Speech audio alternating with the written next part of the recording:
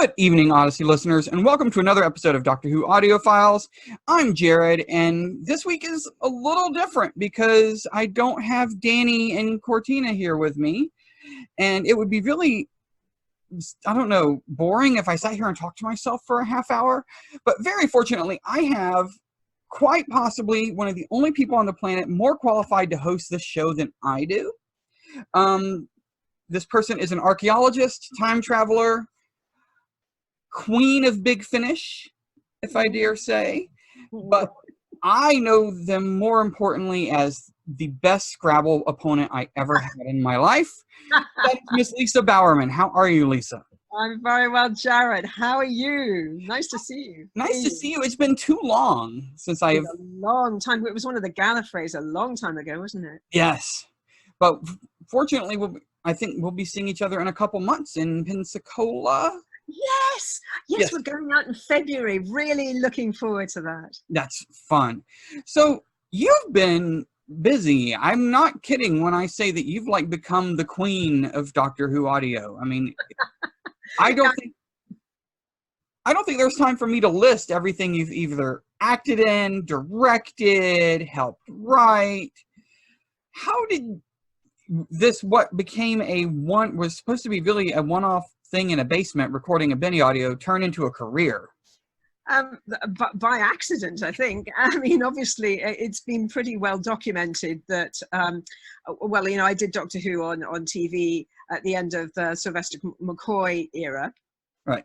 If you're wondering what this hissing in the background is my computer getting hot, by the way, because it's a little bit hot in this country at the moment. So the fans kicked in, classically.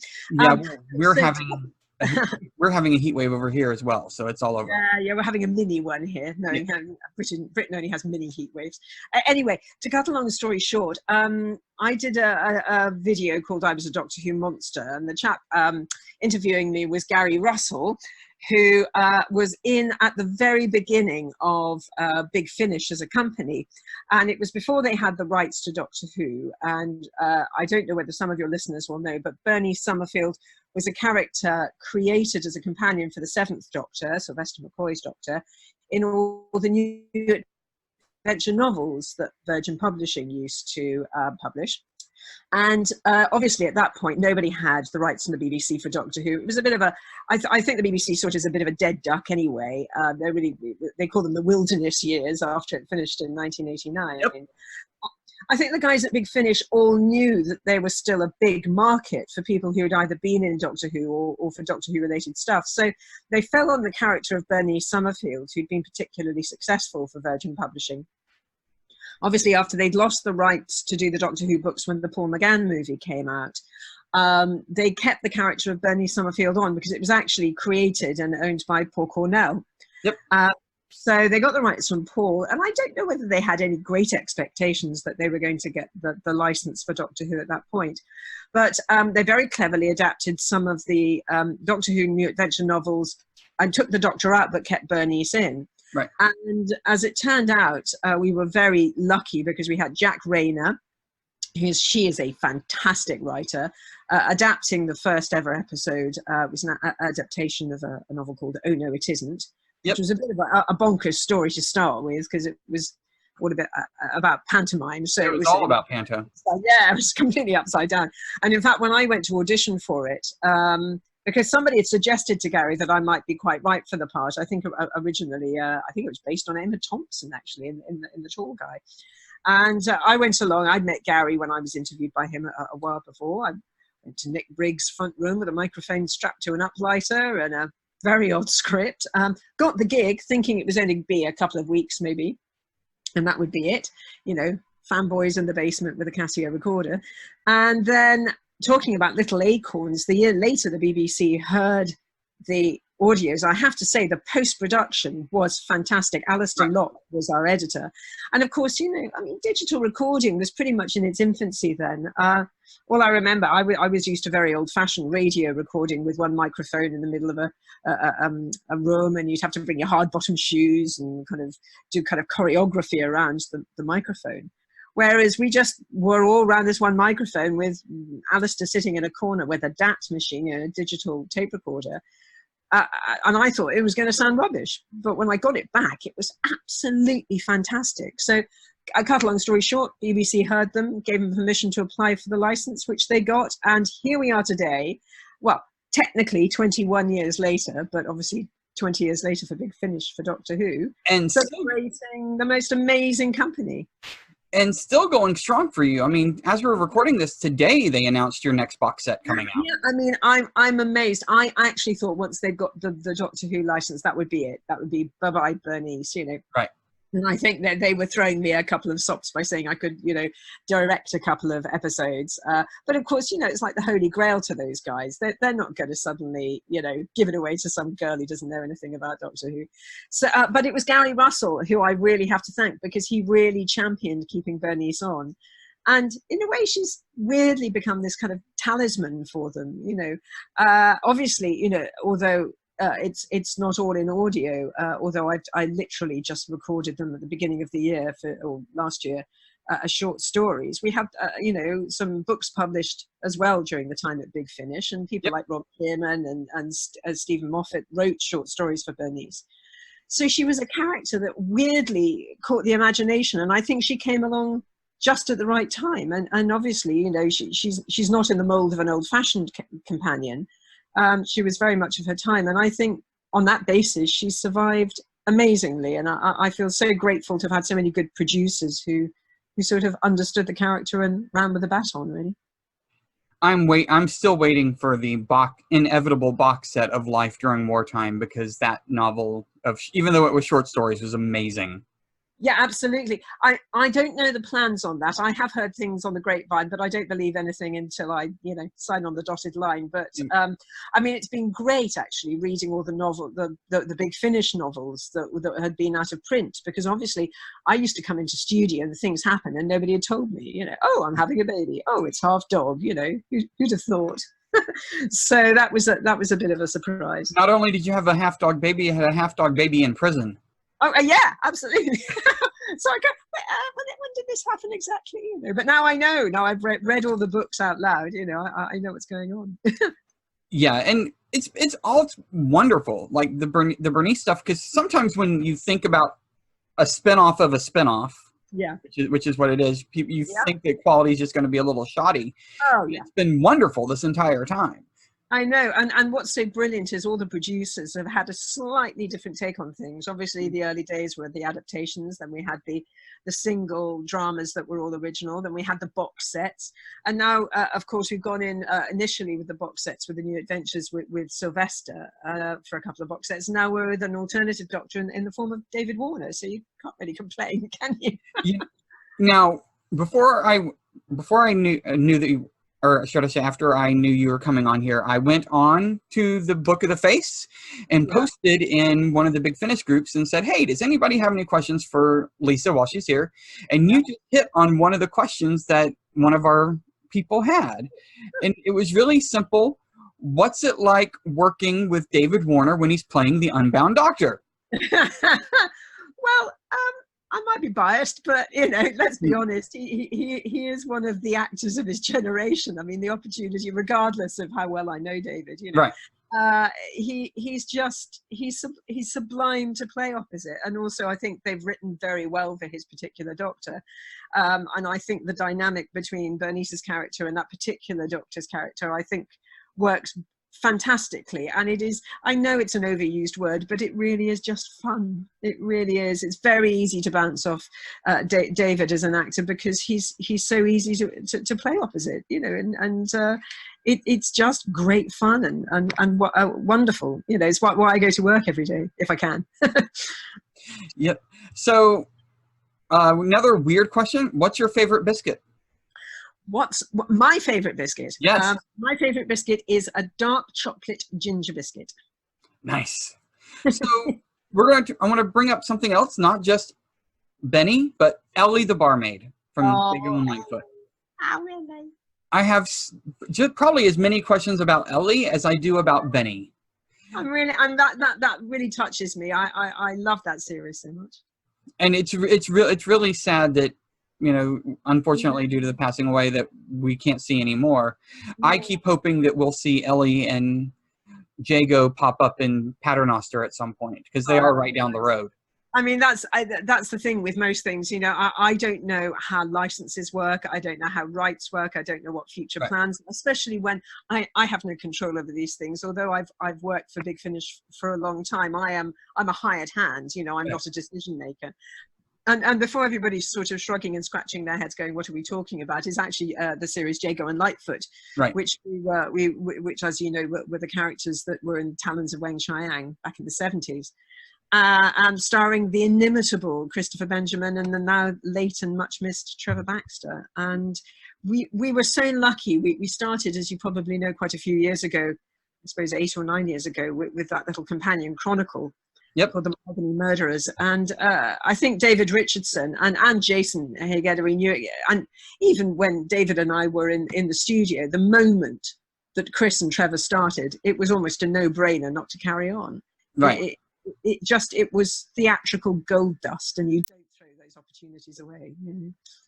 It was lovely, and those box sets, I think you did 14, 15. Well, we had 14 planned. We did 13, and obviously there were a few side tracks. We did a couple of short trips, and I know, although I wasn't involved with them, that the chaps went to do a couple of Doctor Who's, one with Colin and one with Tom. Yep. The Baker Boys. But I think, you know, we could have gone on ad infinitum. We had 14 plans, let's put it that way. But I think it was fairly clear at the beginning of the year that Trevor, who was always so on the ball, I mean, he might have been quite incapacitated physically, but mentally he was a sharp as a tack. And when he said he thought it was pretty much it, we knew it was. We were very sad, and it all happened very quickly. I just think that we were so lucky, especially when you consider their ages. We were so lucky to get so many episodes in the can anyway, to be honest. Yeah, and that's the trouble when you deal with things like this is, unfortunately, we all continue to age.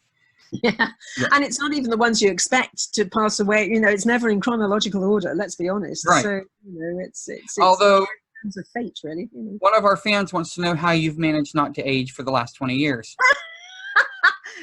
I don't know whether they'll get this reference, but all I say, I should have gone to Specsavers, is all I can say.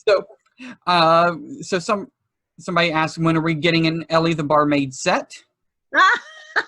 You have to ask Big Finish that. I don't know. Anything to keep me off the streets. I'll do it. I'm up for it. Have you ever given a thought to writing? Now, a lot of people say that.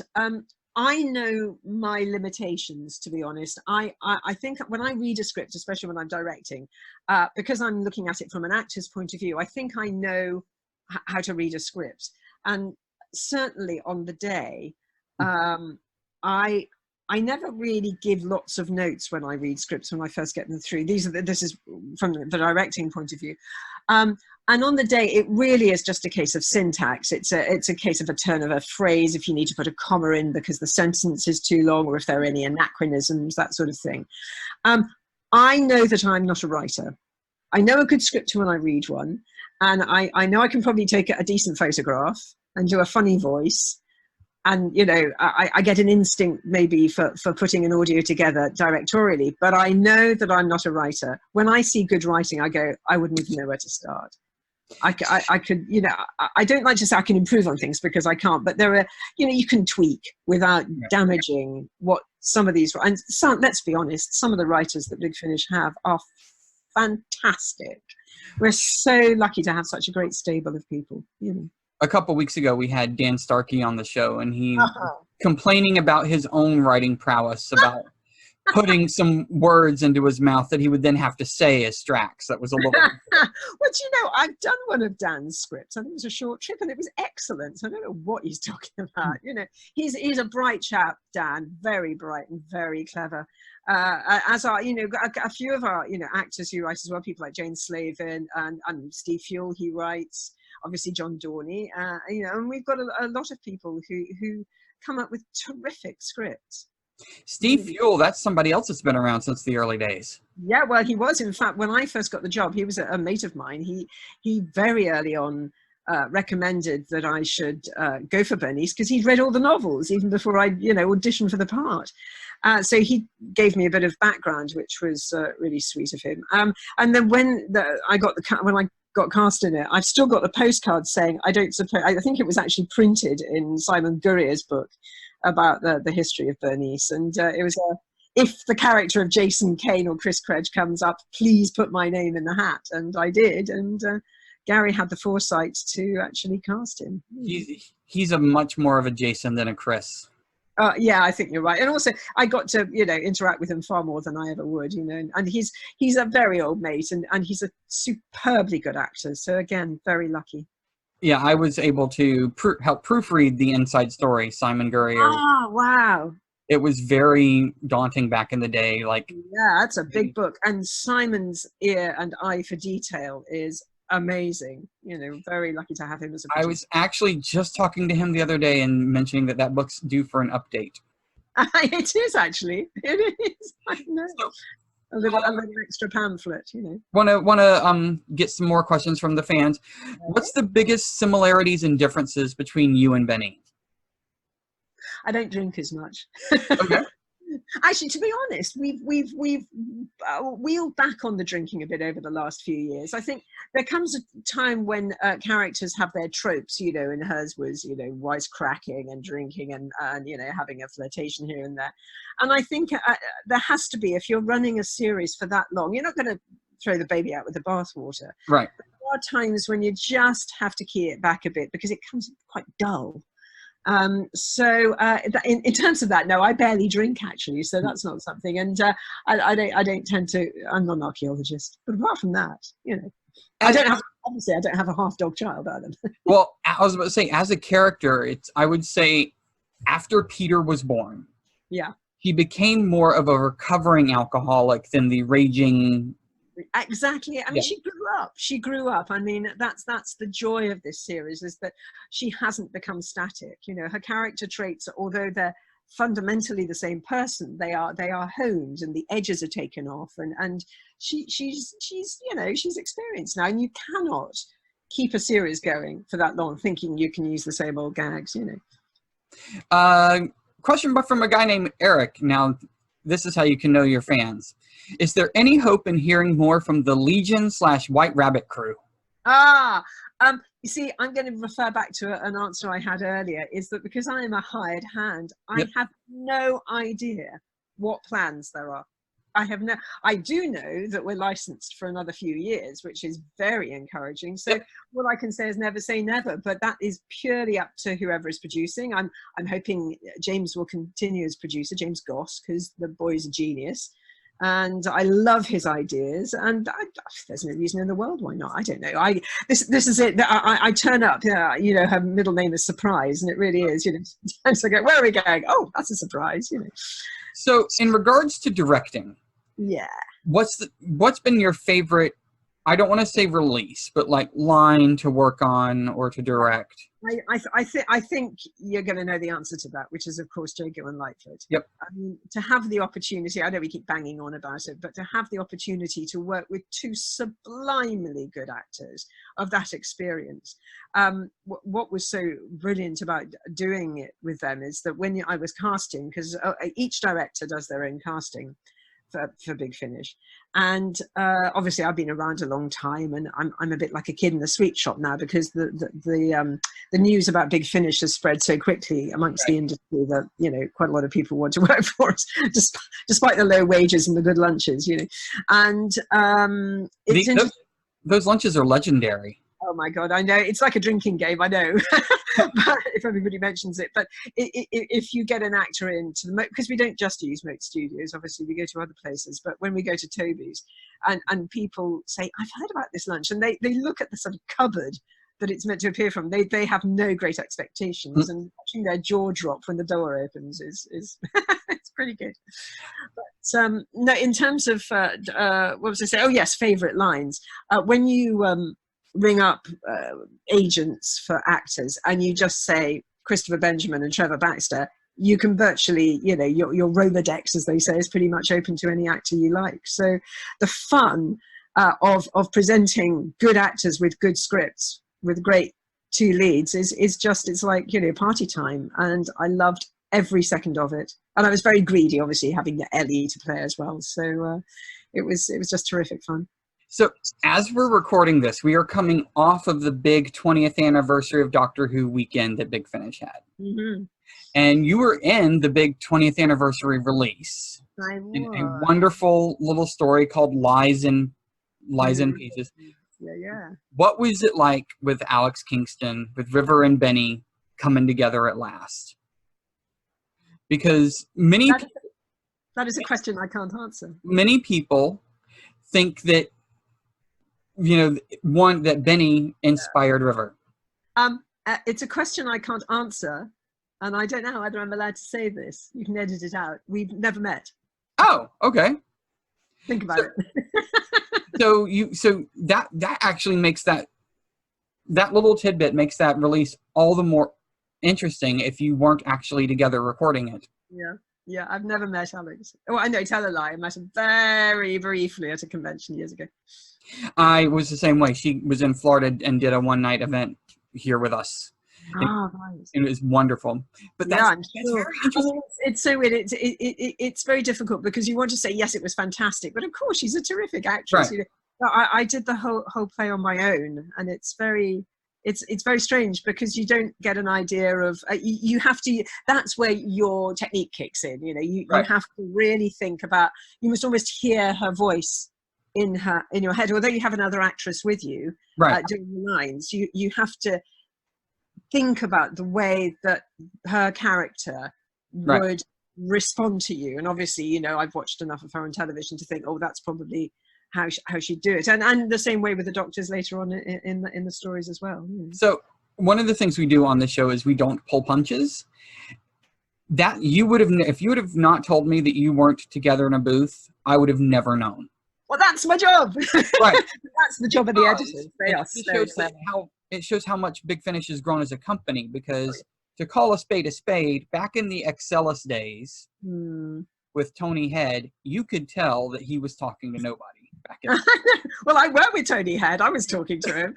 He must have heard about me and Mark Gatiss in a very small cupboard doing all. I did Iris Wildtime. I was the first person to do Iris Wildtime. Really? Yes. So how did you feel about, from what you read though, of the characters of River and Benny having that little that was a funny one. I mean, obviously when the character first appeared, was it Silence in the Library? I can't remember, whatever it was called, on TV. I was actually quite peeved about it. I just thought, oh, come off it. She's an archaeologist. She's got a diary. She knows the Doctor. Right. And I was trying not to get too bitter and twisted about it, but I think it became clear fairly early on that then their characters completely diverged. Right. But completely. So I don't think there's any. I might argue at her inception, that there might have been a bit of a, let's use that without using that. Right. But that's just my paranoia than more than anything else. I'm not gonna lie, I would listen to a box set of you two bickering and solving archaeology. It means I can get into a studio with her. I'm not for that, but yes. It'd be lovely. But as ever, it's the overlords at Big Finish who make these decisions. So, are you still working on the Companion Chronicles? I am at the moment. Yeah, I am. There's a box set that I have. I think I'm getting very confused because we record so far ahead.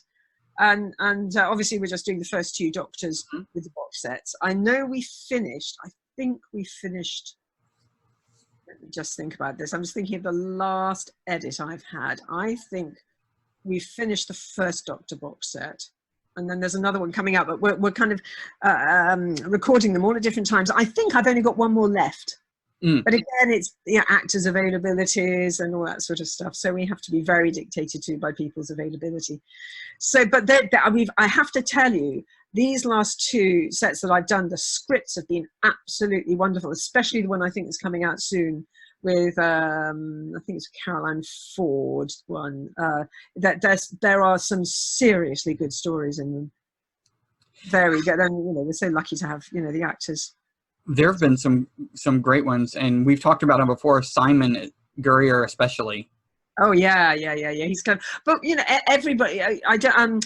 Ian, who produces them, Ian Atkins, has found some really good newish writers. You know, we had some from them. I think a couple of box sets ago, but we've had another chap, John, who's just come up with some fantastic ideas and lovely dialogue. So I'm really excited to hear how, you know, it all comes together for the next two sets, because they really are terrific. And short trips? Short trip, still doing short trips. Yeah, we got a few of those coming out. I've got a nice little pile staring at me at the moment, waiting for the edits to come through. So we're way ahead on those. Yeah. They leaked the cover for Regeneration Impossible during the YouTube weekend. I don't direct all of them. I don't think I did that one, but I've got a goodly number. And Alfie, who's the producer of that, is a lovely chap. He's come up with some really nice ideas, really great stuff. And they've done some interesting things with that as well. Did you do the Camille Kaduri? Jackie? Yes, I did. Oh, Joe Lidster's. Oh, I loved those. She is so good. I mean, I know I'm being, you know, it sounds a bit over the top, but I deliberately over the top, because she is so spontaneous, and the character is so well realized. And Joe is such a great writer in this sort of modern vernacular stuff. He did a wonderful one with Matthew Waterhouse. The Camille Kaduri ones were superb, you know, the Big Ben one, and what was the, I can't forget what the other one was called. Hull. Hull. That's right. And they're brilliant, absolutely brilliant. I remember, because we covered Siege of Big Ben a couple weeks ago here on. Oh, nice. And it was really hard. That one is hard because it really crosses the line a little bit between companion chronicle and short trip. Yeah, you're right, because there's a lot going on with a lot of dialogue and third person, and yeah. And it's her telling the story to a person rather than just reading narrative. You see, that's what I like that about both the short trips and the companion chronicles, is that you can play with the form all the way down the line. It was a bit like Matthew Waterhouse's one. I mean, he was doing it as a sort of recounting diary, but to his nephew. And I love that. I think any which way, I don't think there should be a formula to any of these things. Got to keep it mixed up, you know. So we've got a couple minutes left. I want to ask you, what have you not done? What's missing? When you're when you're looking at everything that Big Finish is doing, what do you point to and go, I'd like to go at that? Anything really. I know that's really a kind of amorphous kind of non-answer, but they do so many interesting things. I mean, obviously everybody has their own project, right? You know, there's a project I would like to do, but you know, they have to look at things commercially, so they don't always say yes to things, you know. But you just have to be philosophical about these things and look elsewhere. But I do whenever they feel like phoning me up, I will say yes. We need to get you back in the main range. It's been too long since you've. Well, you know, as ever, they like, you know, it's their bag, you know. So if you were to choose, is there any series that you'd want to appear in that they've got going on now? Do you know, I always fancied doing either Prisoner or the Avengers, because they're always sort of kind of wicked posh ladies, and I really quite enjoy doing those. So you would be amazing in the Avengers. I'm surprised they haven't got you to do it already. Oh no! I mean, there's always going to be that dilemma of people going, "Oh, it's just Bernice putting on a voice," you know, especially. Right. If you're ubiquitous. I mean, obviously I don't play a lot of other things other than just Ellie and Benny, but you know, I occasionally throw in an odd voice in Companion Chronicles, and it makes me laugh that Ian Atkins always says, "Oh, I want you to play that part," and I go, "Oh, really? Are you sure about that?" Because there's always going to be a certain amount of cynicism, but I think, you know, it's my job, so hopefully I don't sound too similar. People have to just kind of put their imagination on hold, you know. So yeah, you know, whatever comes up. So we mentioned the new box set that's coming out earlier. Is there any other projects you've got on the horizon that we can look forward to? I've got 2 more early adventures. That's all. Okay. But other than that, no. I've got. Oh, I tell a lie. No, I tell a lie. I've got a secret project that nobody knows about yet. I've done 3 already, and I've got 1 more of those to do, but it hasn't been announced yet, and I can't tell you anymore. Secret unannounced. So the secret unannounced project we can look forward to. Yeah, I think it'll be out next year sometime. So I've got one more episode, but it's again availability and scripts and all that And sort it's of- something to do with the Doctor Who universe, or no? It might be. Okay. You Okay. might think that. I couldn't possibly comment. What's the old BBC thing? You might possibly believe that, but I couldn't say either way. Yeah, no. Yes, you might think that it's from House of Cards. Yes. That great mighty Ian Richardson saying, you might think that. I couldn't possibly comment. All right. Well, thank you so much for taking time out of your evening. And like I said, your fans are out there. There's all sorts of lovely questions. I'm sorry we couldn't get to them all. Like this person who wanted to comment about your lovely niece from Gallifrey. Something about you having a lovely niece that apparently it was a thing from Gallifrey a couple years ago. Oh, good Lord. Yeah.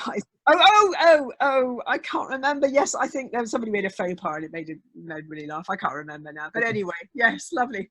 All right. Well, thank you much for your time. Thanks, Jarrod.